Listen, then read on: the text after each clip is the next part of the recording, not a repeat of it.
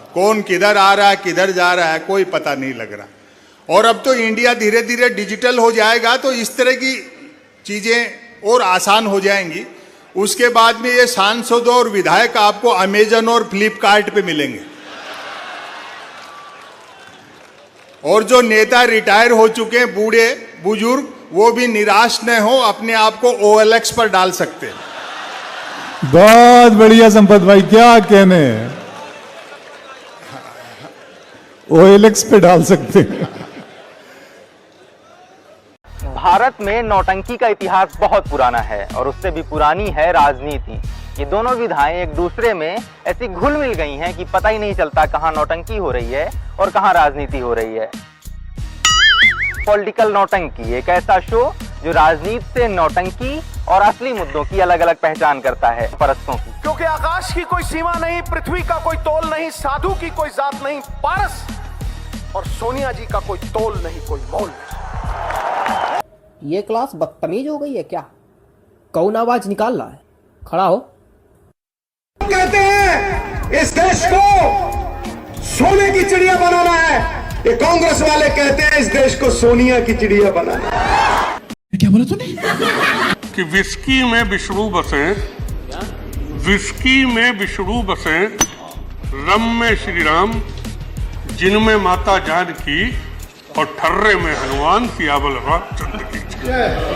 आज मैं भारतीय जनता पार्टी में शामिल हो रहा हूं। मैं प्रधानमंत्री जी से भी प्रभावित हूं, योगी जी भी से भी प्रभावित हूं। ये सब क्या देखना पड़ रहा है? अच्छा है मैं अंधा हूं। भारतीय राजनीति की एक प्रजाति होती है जिसे कोलंबस और वास्को डिगामा के वंशज कह सकते हैं।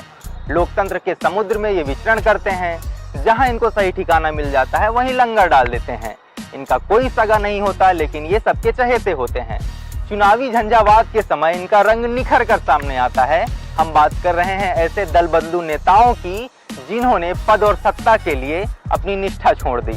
ये है अंशुल वर्मा, हरदोई से बीजेपी सांसद। पार्टी ने इस बार इनका टिकट काट दिया तो इन्होंने भी इस्तीफा देने में देर नहीं लगाई। इस्तीफा देने की ऐसी हड़बड़ाहट थी कि पार्टी कार्यालय के चौकीदार को ही इस्तीफा देकर सौंप आए।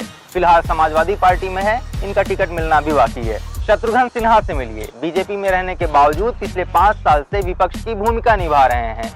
इनका टिकट कटा तो इन्होंने मजबूरन कांग्रेस पार्टी ज्वाइन कर ली। उम्मीद है कि पटना साहिब से इनका टिकट मिल सकता है।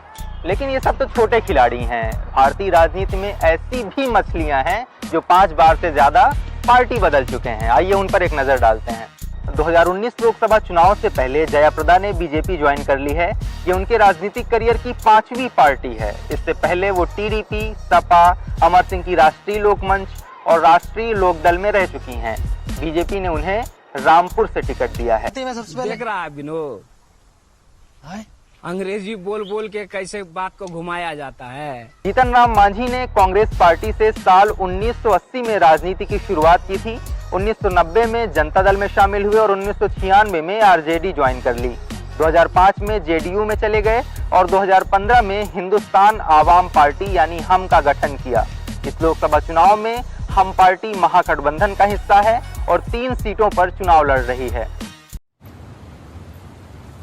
कोई बात नहीं, हम तो चूतिए हैं, दोबारा ट्राई करेंगे। और क्या बहचोर के काम है हम पे। अगर भारतीय राजनीतिक दल नदियां होते तो बीजेपी उनमें निश्चित रूप से गंगा नदी होती। एक ऐसी पार्टी जिसमें शामिल होते ही सभी के पाप धुल जाते हैं। द प्रिंट की एक रिपोर्ट के मुताबिक बीजेपी शासित राज्यों के 29% मंत्री ऐसे हैं जो गैर भाजपाई हैं।